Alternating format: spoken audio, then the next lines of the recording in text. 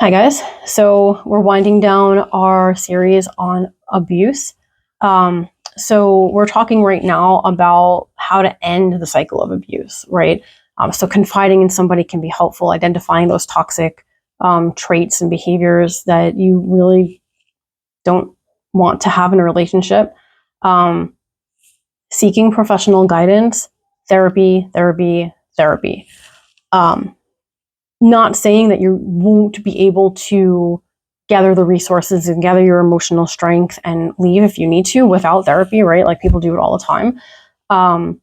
But it does help navigate through some of those relationship challenges, identify signs of abuse if you're still kind of like unsure, can help you build coping skills because you not to like avoid the abuse in the relationship, but to like deal with the emotions that come from recognizing that this is an abusive relationship and now I have to do something about it.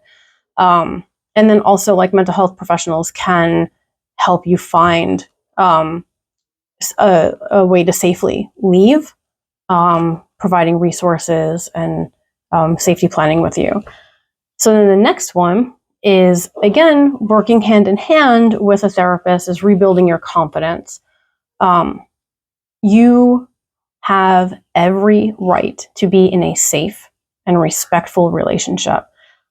And I want you to listen to that again. You have every right to be in a safe and respectful relationship. You might not feel that way. You might not feel that way right away. You might not feel that way for quite a while.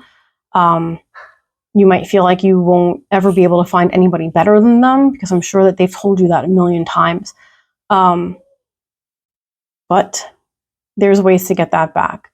And you can do this even while you're in the relationship to try to start building your confidence to the extent that it doesn't endanger you more, right?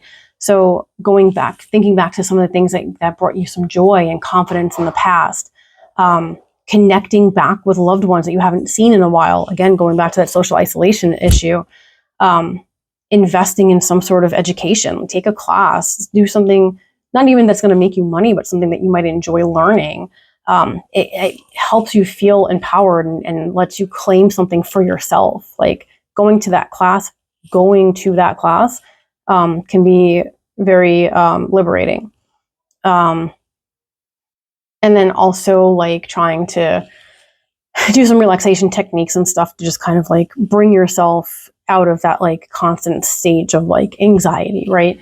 It's very difficult to act and to process through stuff if you're like up here all the time. So learning how to like bring that down and face kind of some of the things that you are feeling and, planning next steps is very helpful. So, of course, you can always seek outside intervention, calling 911, different DV shelters and things like that. But again, relying on your mental health professional can be really helpful as well. So getting a therapist can kill a lot of birds with one stone. Yeah. Stay tuned.